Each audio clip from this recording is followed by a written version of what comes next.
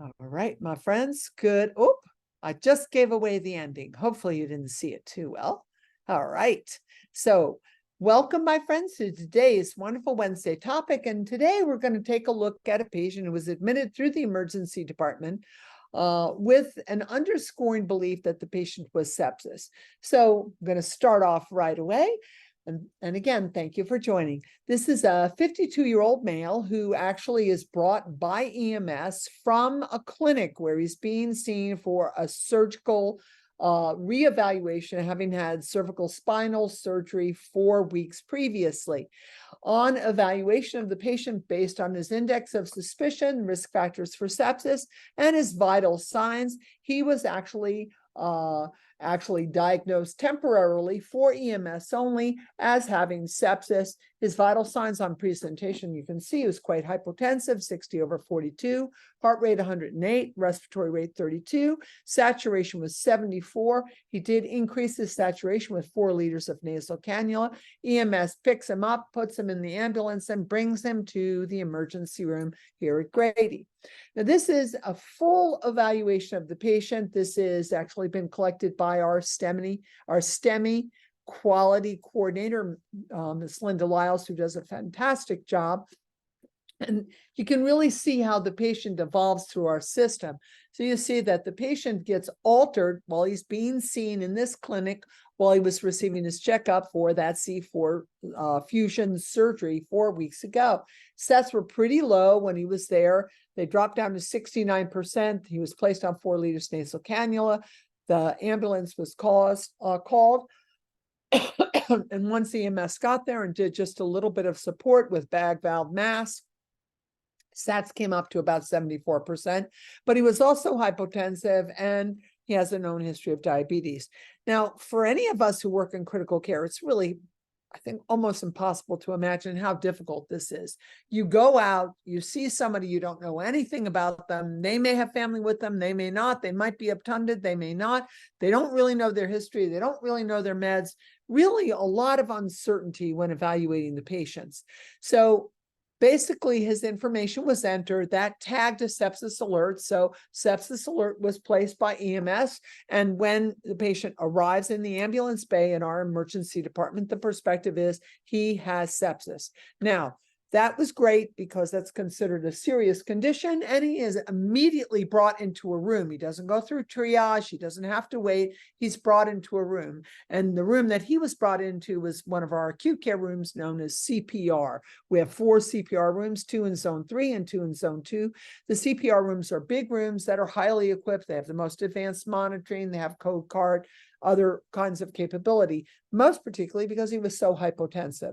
Once he gets into the room, he's gotten some fluid. His heart rate is 109. Respiratory rate now is 18, and his blood pressure 90/67. His blood gas, which is a point of care blood gas, appalling, right? This is appalling. First blood gas patient gets, remember, he got bag mask. He's on 4 liters, was satting around 74, maybe up to about 80%. First blood gas is pH is 7.05, CO2 is 58, PO2 is 52. So first and foremost, he has profound refractory hypoxemia. Secondarily, he has hypercarbia, but he has really, this is what we call type 2 respiratory failure, both hypoxic and hypercarbic. But the main problem really is this hypoxia. Now, you could have this for so many reasons. This is not particularly diagnostic of sepsis, nor is it necessarily diagnostic of PE, because you can have type 2 respiratory failure with severe acute hypoxemia and severe hypercarbia for many different situations. So it's a very sensitive situation, but not very specific. But what I want to note is that, and what I want you to note really, is that his PCO2 is 58, which of course is respiratory acidosis, but probably not enough respiratory acidosis to drop that pH to 7.05. So we're also going to make the assumption that he has some significant metabolic acidosis. In other words, he's presenting with profound hypoxemia, and mixed respiratory and metabolic acidosis, which makes us very nervous. Indeed, it's true. We get that lactic acid level back. That's an hour and 12 minutes from the time he hit the door. His lactic acid level is 10, which makes everyone say it's sepsis because his lactic acid level is elevated. But it's important to remember that lactic acid level represents hypoperfusion. So it's not necessarily related to sepsis, but related to any kind of shocky type of syndrome, which indeed this patient has, that actually puts perfusion at risk. So categorically, when you're looking at this patient at this moment, you're saying, well, he's really in shock. Is he in cardiogenic shock? We don't know. Is he in septic shock? That's what we think. Does he have hypovolemic shock? Probably some. Does he have obstructive shock? Well, maybe so, because he has hypoxemia and hypercarbia, and maybe there's an obstruction through his pulmonary vault. So based on the information here and the fact that the patient is acutely short of breath and has an altered mental status, the belief was it is a possibility that this patient is having a pulmonary embolism. So he goes off to CT for CTPE evaluation, and that CTPE shows that he has extensive bilateral pulmonary emboli. Very concerned that he's already infarcted his pulmonary vault. Also very concerning for right heart strain. He also, just to cover all bases, got treated with broad spectrum antibiotic just in case there's sepsis. And then we activate our PERT team. That's our pulmonary embolism response team that actually recruits echocardiogram, the cardiology fellow, and interventional cardiologist to the bedside. Sometimes if intervention isn't in-house, then a standard cardiologist, they all come to the bedside, they take a look at the echo, they make some good decisions about what's going to happen next. And in this case, they don't even need to look at the echo because they have a CTPE protocol. Okay, he gets the second lactic acid, it's 5.5. And now we actually place a STEMI alert. The STEMI alert is not for a STEMI in this case, though. The STEMI alert is placed so that the patient can get to the cath lab for a rapid intervention for his massive PE. So really important to appreciate when looking at this. You see it says STEMI alert. That is just because it is off hours. It's almost 9 p.m. And in order to get the cath lab personnel quickly into the hospital within 20 minutes of notification, a STEMI alert is placed because they don't really have a standalone PE alert. So STEMI alert is placed. Cardiology fellow is in the cath lab. Patient gets on the table, gets a right heart catheter. It's very clear he's got right heart strain. He has elevated PA pressures. They do a thrombectomy. They do some fibrinolysis. Patient becomes a little unstable. He goes on vasopressors during the cath lab procedure, but by the time he's done with this procedure, he has better blood flow dynamic. He's able to wean off his vasopressor. However, even though his blood gas appears a little bit better, he is still pretty significantly acidotic. Now, though, it's a respiratory acidosis. So what you're looking at, metabolic acidosis, what you're looking at here doesn't tell you anything at all about his oxygenation, which actually improved to about, his PO2 improved to about 120. So he actually had a really significant and profound effect on his oxygenation status because of his obstruction. So I want to highlight a couple of things about him, okay? So number one, chief complaint was altered mental status about 2 hours prior to admission, according to the staff who worked in the surgical facility where he was getting his checkup for that cervical fusion, the surgery that he had about 4 weeks ago. And he was complaining of and obviously presenting with acute shortness of breath. Remember, his SATs dropped down to 69, went up to 74 when EMS arrived and they were bagging. He's also hypotensive, and remember, also has a history of diabetes. So he's brought to the ED, and with physical examination, it's very apparent that he has respiratory distress. He's got increased work of breathing. He's using accessory muscles. He gets placed on a non-rebreather. His saturation's improved to 100%. So as soon as he gets onto a non-rebreather, remember what a non-rebreather is going to do is help us to entrain more oxygen. So when you're just on 4 liters of oxygen, you're just going like this. You're entraining a lot of room air that diffuses out the oxygen. Somebody like this would probably be a really great candidate for high flow oxygen. High flow oxygen Because the flow is so great, it doesn't matter if you entrain room air, you're giving a very high percent of oxygen. He's somebody that I would probably say, I'm going to just go straight to high flow. I might consider BiPAP, but probably I would have gone straight to high flow for him, washed out some CO2, might have been better, but he did great. So not for me to say anything. But the first thing I ask is, would you suspect sepsis? Okay, by criteria of vital signs without any lab work at all, but by criteria of vital signs and by index of suspicion, because he's 4 weeks post-surgery, you might suspect sepsis. That would be why you would consider it. He meets vital sign criteria for sepsis. He meets index of suspicion for sepsis. He has basically 2 organs, maybe 3 in dysfunction. He's lost vascular tone and hypotensive. He has an altered mental status, and he has metabolic acidosis. So he looks like he might have some 3 organs involved. I have an index of suspicion. Would not be my first consideration on this patient. Would you suspect PE? And why would you suspect PE? Well, he's been relatively immobile. He's had cervical spinal surgery. It was 4 weeks ago. He has hypoxemic hypercarbia, type 2 respiratory failure. Makes me think that it might be a PE. Don't really have any other information. All I have, as when we're first looking at him, is my index of suspicion and my concern and consideration. Don't have any lab work right now, just basic evaluation. And what else would you suspect? You might suspect that he's had an acute myocardial infarction, that he has acute coronary syndrome. When you come into the ED with this kind of broad perspective and this presentation, you have to be covered very well in terms of evaluation. We have to consider all comers and we have to rule everything out. And that's a really important concept. Now, the resident says, well, given the shortness of breath and his hypotension times 1 month following surgery, meaning not that he's had hypotension for a month, but that he has hypotension after a month from surgery, there's concern for pulmonary embolism.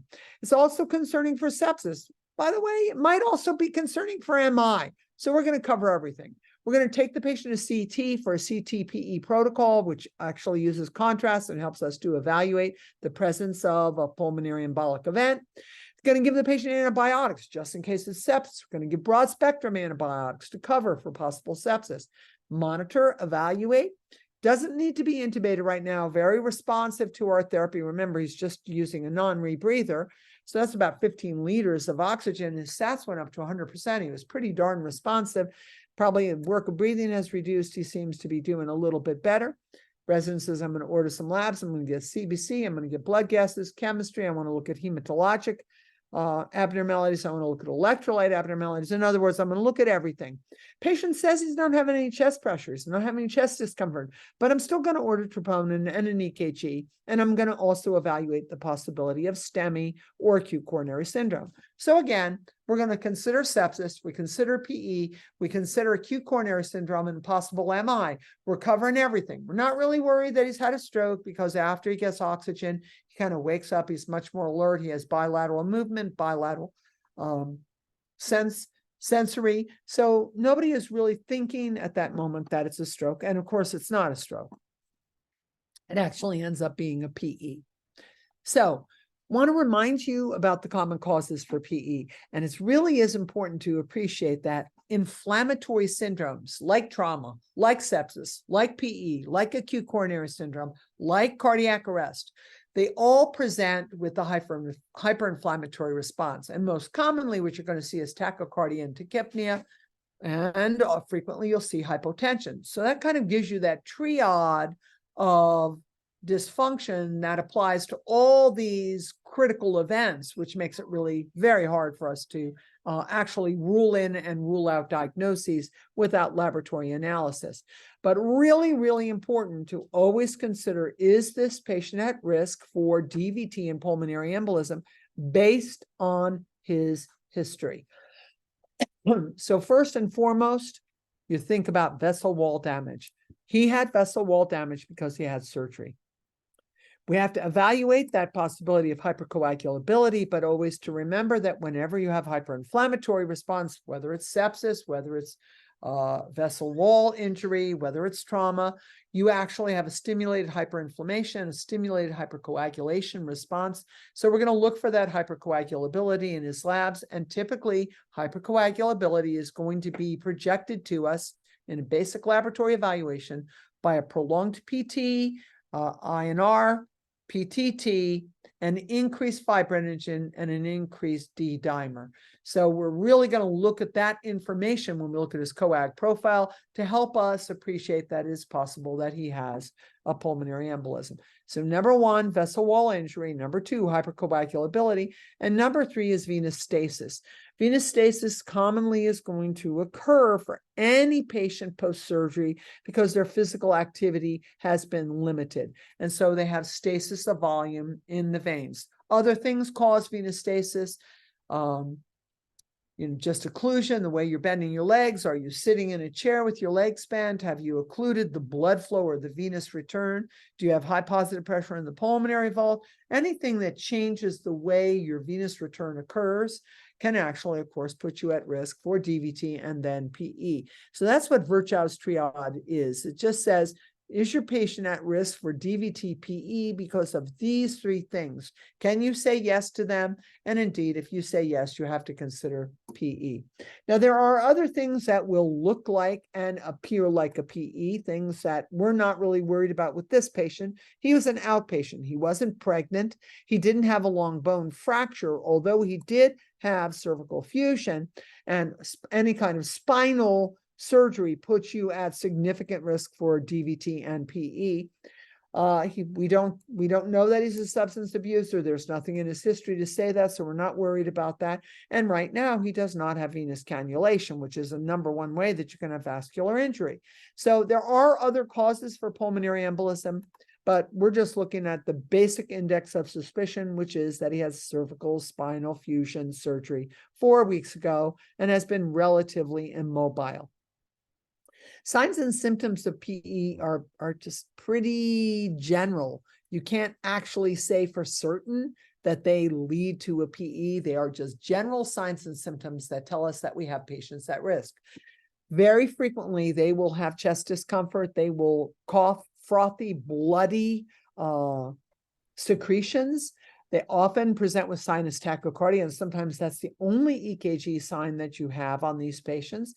But typically, their shortness of breath comes on suddenly. So that was quite important. He got acutely short of breath in the clinic. He wasn't short of breath before he got there. He wasn't hypotensive. He wasn't feeling poorly. It just was a rapid shift in his presentation. And that's probably one of the most important indicators to us that this patient actually has probably has PE. And indeed, he does have a PE, but that's a really important indicator. Sepsis typically takes a little bit longer. You're kind of feeling a little ill, you're feverish, your blood pressure drops, you're really lethargic, and then all of a sudden, bing, bang, boom, you're in shock. But you have a little bit of a prodrome, a little bit of a warning.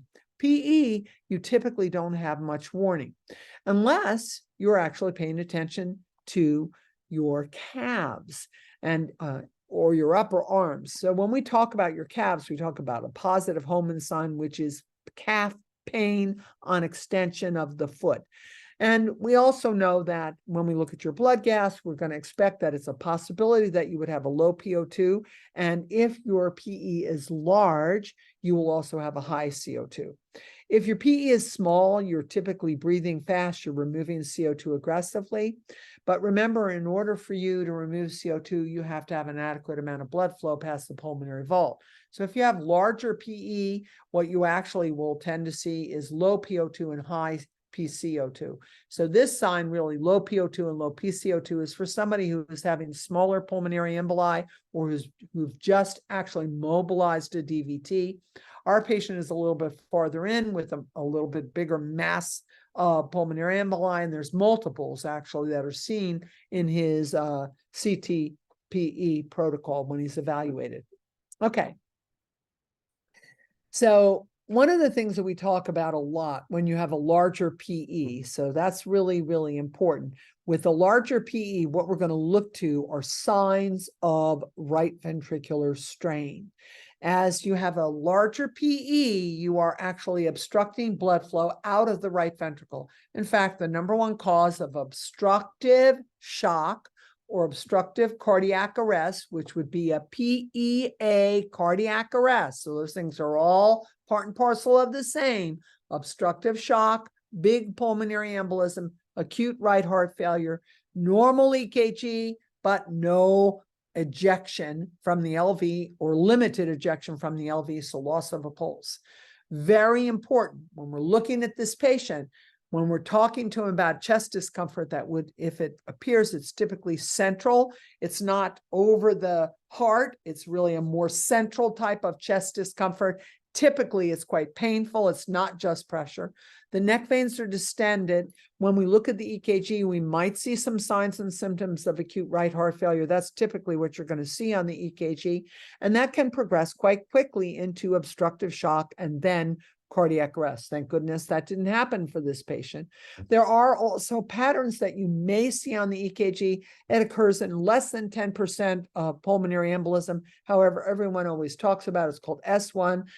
T3, Q3, meaning that in lead 1, you have a big S wave, in lead 3, you have a big Q wave, and you have an inverted T wave. S1, Q3, T3.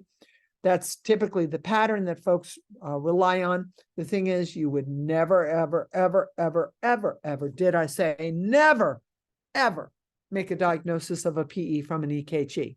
If you're lucky enough to have those, you're pretty sure it's been a PE. But this is not sensitive. It is specific, but it only occurs in about 10% of patients. So we take a look at this patient.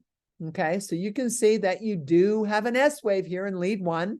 You do have a Q wave here in lead 3, and you do have a T wave, inverted T wave in lead 3. So you've got S1, Q3, T3 in lead 1 and lead 3, giving us some signs and symbols that this patient may be having a pulmonary embolism. This is not our patient. This is just an EKG that shows the signs that I've just talked about. But one of the other things that we like to look at when we're talking about a PE is that you will frequently have a right bundle branch block, which means directionally in V1, all the current will be going up, or it will go down and then return to up. So down in a Q wave, up in an R wave, or in an R wave, or in an R and a second R wave in V1. Now, we don't have that. Directionally in V1 is primarily downwards, which is normal. And in V6, it's primarily upwards. And whenever you look at an EKG, those are really only the two things you got to remember. Is it downward in V1 and upright in V6? Yes or no? If the answer is yes, that's a relatively normal EKG in terms of current and direction. So oftentimes you're going to see a right bundle branch block. You might also see some right ventricular hypertrophy. A right bundle branch block, directionally it will be up in V1, but it will take longer than 0.11 seconds. And if it's right ventricular hypertrophy, it'll be upright in V1. And it's typically going to be greater than 5 to 8 millimeters, which is 5 to 8 boxes. So now you take a look at this patient. Okay, so in this patient, you can see you have an S wave in lead 1. You have a tiny Q here in lead 3 and an inverted S in lead 3. So you have S1. I'm sorry. Yes, you have S1, Q3, T3. Here's your T wave. That's inverted. I think I said S. I'm so sorry. But your patient also has some indicator that he has some right ventricular hypertrophy. He has this big upright, but it's not wide. That typically indicates right ventricular hypertrophy. Now, that's something that you might see commonly with a pulmonary embolism. Doing the EKG may give you some help. But really what you need better diagnostic testing. So some of the testing that we're going to do is ABGs, of course. We're going to look for byproducts of clot lysis. Those would be your D-dimers, your fibrin splits. For a long time, D-dimers kind of lost value in the diagnosis of PE, but they're coming back as being quite important. We typically like to look at your fibrinogen level and your D-dimer level. Fibrinogen goes up, D-dimer goes up. They go up in a proportional relationship to each other, which can be very specific and sensitive for pulmonary embolism. You might get a venous ultrasound of the lower extremities. We're, of course, looking for DVT. That's going to be, of course, putting you at risk for PE.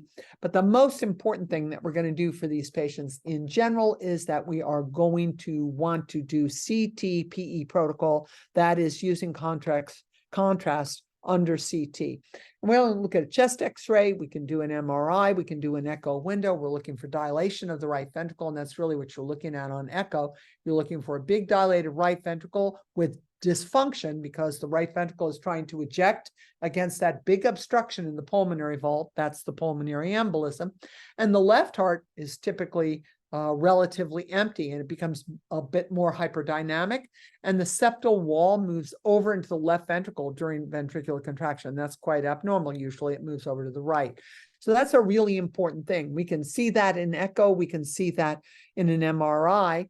So there's many ways that diagnosis can be made, but they are going to require visualization of the heart, either CTPE, straight CT, although not as beneficial, echocardiogram, which is sometimes is the fastest thing you can do. And even if you're doing POCUS, you're just doing point of care ultrasound, if you're able to visualize the right ventricle, you make good enough information to say, yes, indeed, this is a PE. So this is really important when we're talking about our patients and how we're going to look at that.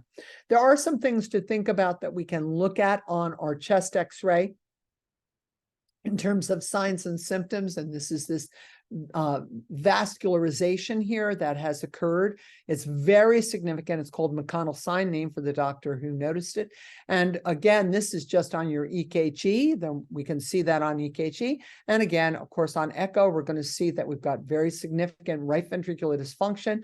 It becomes very dilated, and that normal apex, which is tethered to the LV, but now your LV apex becomes hyperkinetic because your LV is relatively empty. So we're going to think about all these different signs. You can see here this exact sign. Here's the McConnell sign. We have a few other signs on this chest x-ray as well. Not going to make any definitive diagnosis from a chest x-ray, but it does actually help your provider look at whether or not your patient may actually have a PE. Now, when you look at an echocardiogram, and here you're seeing, here's my RV, and here's the septal wall displacement over into the left ventricle, and that's really important in echocardiogram.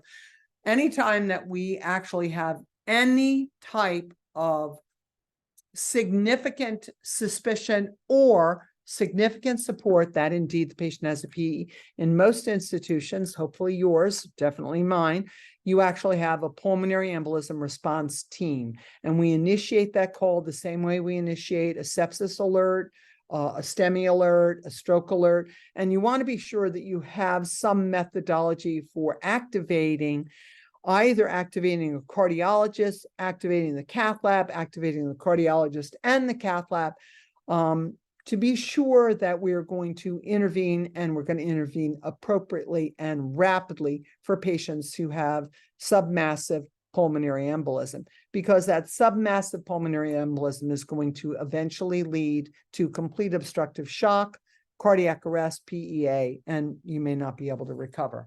Okay, so I have a question. Question number 1. Can you describe a screening blood test that could be used to help guide evaluation of a patient who might have a DVT and or a pulmonary embolism? And would that be appropriate for this patient? Okay, well, I've already told you what that lab test is. That lab test is actually looking at the degradation of clots, and that would be your D-dimer. Fibrinogen goes up, D-dimers go up in patients who are hypercoagulable, who are making venous thrombus, who mobilize their venous thrombus into a pulmonary embolism. They typically are going to have prolonged clotting times and elevated fibrinogen and elevated D-dimers. So we're going to look at fibrinogen, we're going to look at D-dimers, particularly if we don't have rapid access to other types of evaluation and testing. Okay, so again, you're going to remember I said that for a while, D-dimers kind of lost their glory And it may be still in your institution. That's okay. It may not be glorified for you in terms of helping you to rule in or rule out a pulmonary embolism. But it really is an excellent screening tool. It's pretty sensitive. And if your D dimers are negative, that's a very good negative predictive value as well. In other words, if D dimers aren't elevated, you're almost certain that you haven't had a DVT or a PE. It's not specific, it's just sensitive. So remember, you're going to have D dimers are going to go up when you have severe sepsis with DIC. Your D dimers are going to elevate when you have a PE. So it's not specific only to PE. It's specific to any hypercoagulable situation. So again, if I'm trying to differentiate sepsis and PE and I don't have any other way, I don't have POCUS, I don't have echo, I don't have a CT-PE, I don't have MRI, I don't have CT, I'm just trying to do with a laboratory test, I'm not really going to be able to differentiate if I have a suspicion of sepsis versus PE. I'm not going to really be able to differentiate sepsis from PE just from that D dimer test, because D dimers are going to be up in both. D dimers go up whenever you have DIC. DIC is a secondary symptom of profound hyperinflammation. Okay, we like that D dimer though. Does your EKG necessarily show changes that indicate PE? Well, I've already answered that question for you. I want to remind you that not necessarily. Okay, so this is actually our patient's EKG, and this is our patient's echo report. I tried to download the echo so you could actually see the echo, but it continuously collapsed my Epic interface. So I wasn't able to do it, but I do have his EKG. So first of all, he does have an S wave here, has a teeny little Q and an inverted T. So despite the fact that I said it only occurs in 10% of patients, this patient has S1, Q3, T3. He also, although you might not really see that, he also has a little right bundle branch block. So by his EKG, I might feel somewhat suspicious. Now, you might say, well, that doesn't really look like it's upright, but you can see you have an upright, a downward, an upright. Again, it's very small. The voltage is small, but I'm also going to validate that I have a right bundle branch block by looking over here in V6. I have an upright, but then I have a return away. The current goes away from the left heart, and that's what this S wave is in V6. So just take my word for it. Your patient's got a right bundle branch block. He does meet those criteria, which really only 10% of patients have. So by EKG, I would tell you that I would feel pretty certain with this patient's EKG that he indeed has a pulmonary embolism. He also has something else, and you can see the sharply spiked P wave in lead 2. That sharply spiked P wave in lead 2 is often called P pulmonale, representing that you probably have some right ventricular hypertrophy in relationship to the obstruction in the pulmonary vault. Now, here is his echocardiogram information, right? So right away, the septum, the dividing wall between the right and left heart, is flat. And that typically occurs when your RV becomes overloaded. Remember, the RV is going to be overloaded because it's trying to eject against an obstruction in the pulmonary vault. LV ejection looks great. LV function looks great. LV wall looks okay. It's the right ventricle that's problematic here. The right ventricular systole is reduced. The right ventricle is severely dilated. If you're dilated, your right ventricle is dilated and the ejection is reduced, but your LV ejection looks normal, right away you're thinking something may be obstructing outflow. Okay, so then you see that because the right ventricle is not emptying effectively and it's dilated, the tricuspid leaflets are pulled apart, and you now have tricuspid regurgitation. Now, my assumption, although it wasn't documented anywhere, is that his neck veins were distended. You might also see some fluctuation in the neck vein when the right atria contracts and the valve closes and the ventricle ejects. You might see some fluctuation in that neck vein if we're looking at the neck vein, or if we're using ultrasound to look at the neck vein, we're going to see some indications in the visualization of the neck vein. I, as the bedside nurse, all I have to be able to do is say, hey, the neck veins look really distended, but his lungs seem relatively dry. I'm really worried about this patient. Okay. So again, EKG changes typically indicating right ventricular strain, that's RV hypertrophy, that occurs with a significant PE. You also may have inverted T waves in V1 through V4, and remember those patterns, S1, Q3, T3. Sometimes your patient may have incomplete or a complete right bundle branch block, as we saw with our patient. In milder cases, smaller pulmonary emboli, the only thing you might only see sinus tachycardia and nothing else. So sinus tachycardia is very sensitive. It is not specific to anything. Sinus tachycardia I'm going to see in PE, sinus tachycardia I'm going to see in sepsis, sinus tachycardia I'm going to see in hypovolemia.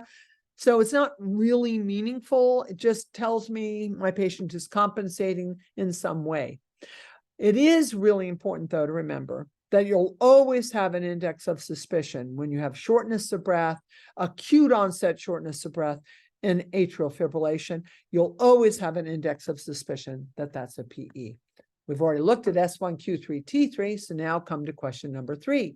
Does a CT-PE actually assist with diagnosis? Oh, yes, my friends, it certainly does.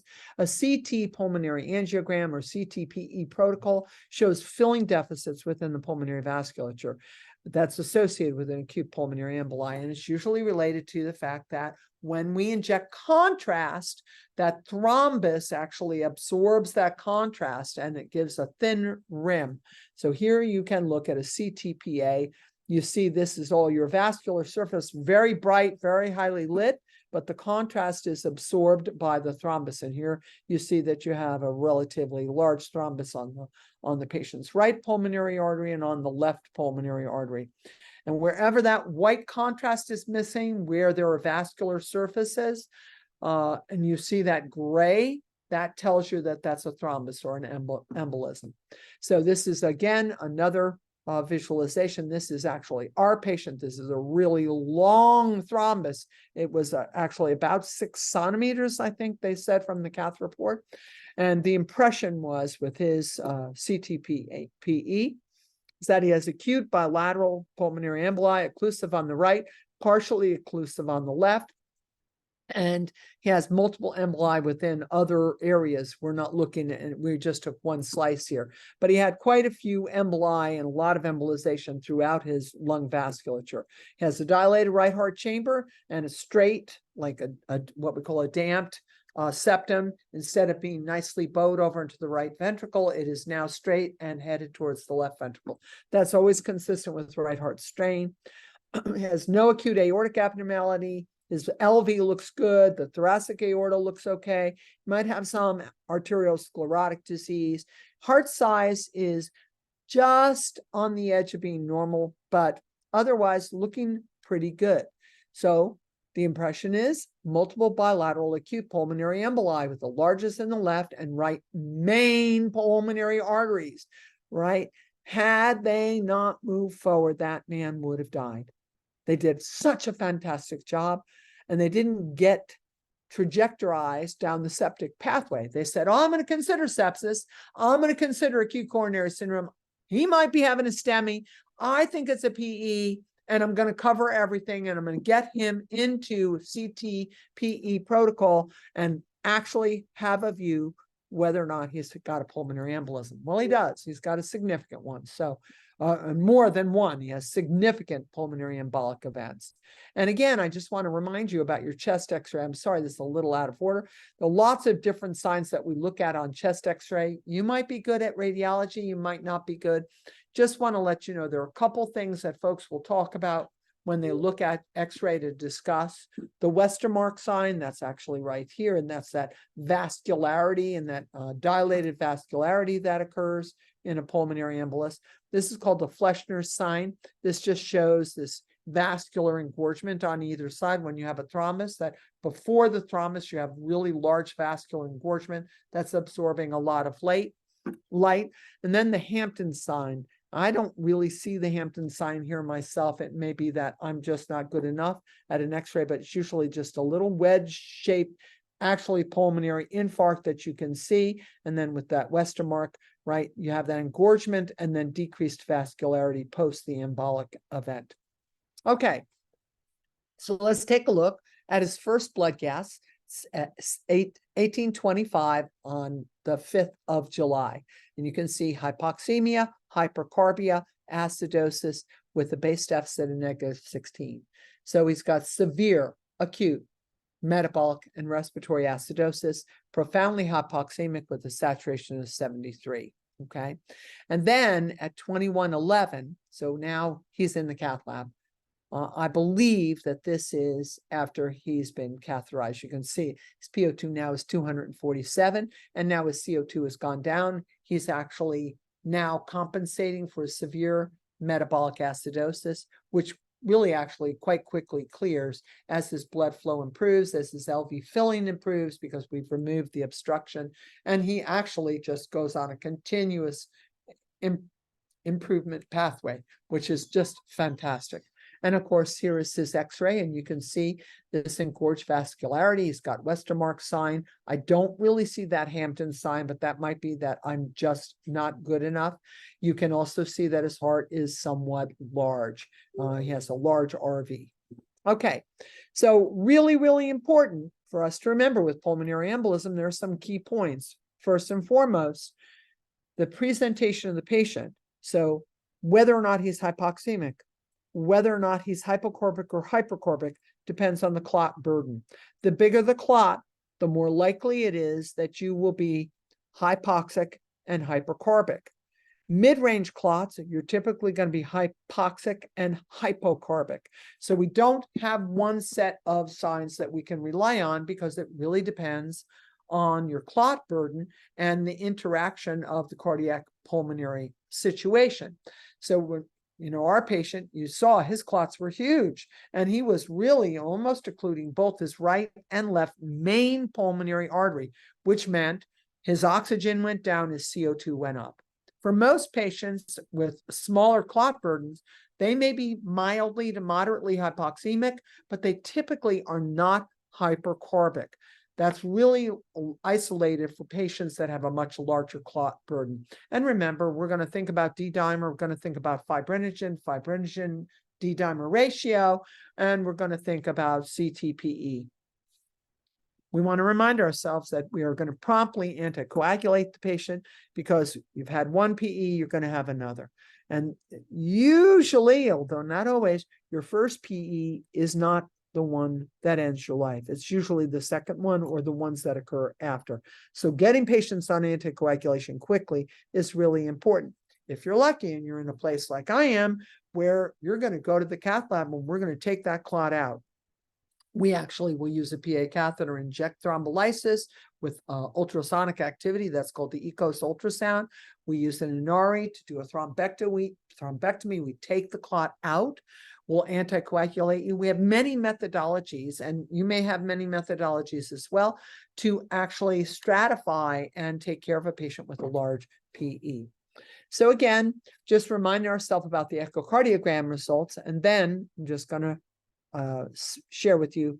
I'm going to give you the reduced version here, but this is the cardiac cath report. So patient gets a right femoral arterial catheter floated up into the pulmonary artery. Pulmonary artery pressures are measured.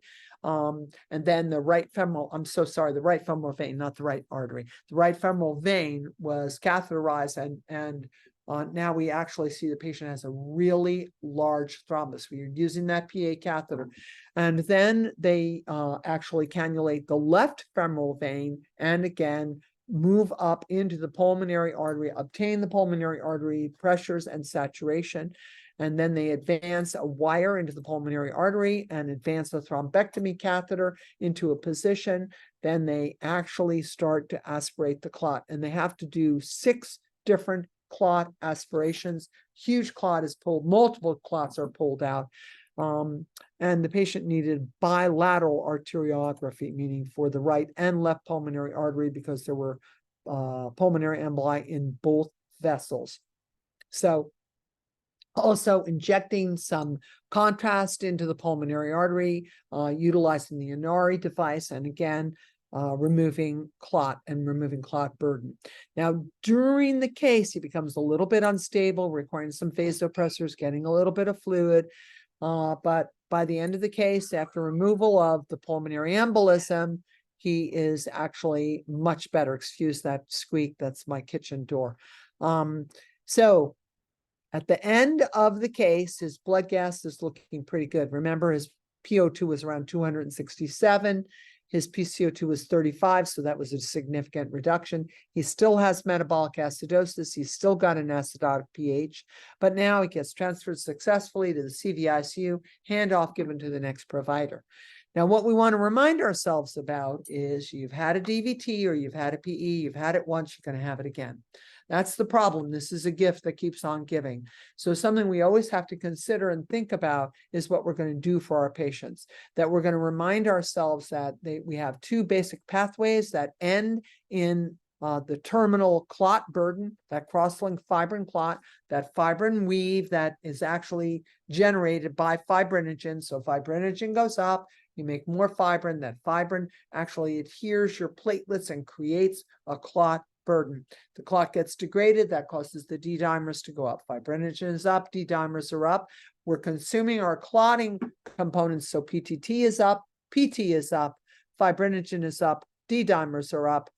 And what we're going to actually need to do over time is actually limit clotting, right? So first and foremost, we're going to think about heparin.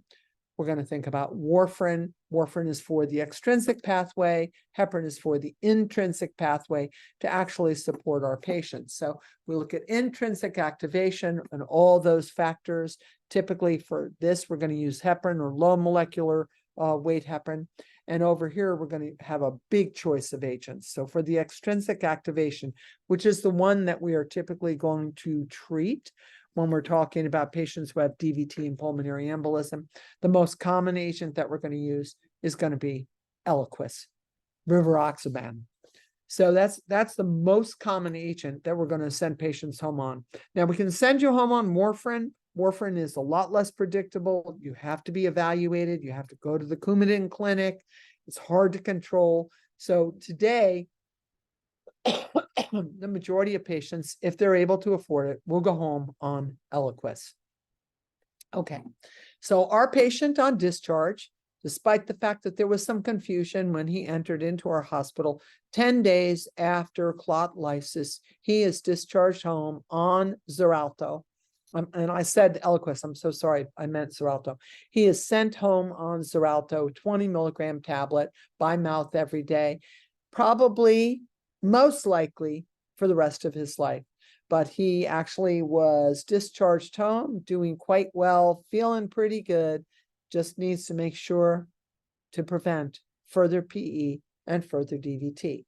So, having said that, that's the comparative analysis on our patient who entered as septic but left as a patient who had a very good assertive methodology for controlling his pulmonary embolus. Thank you very much. I'm so happy you joined today on Wonderful Wednesday, and I hope I'll see you next week. So bye-bye for now. Hello. Hello. Yes.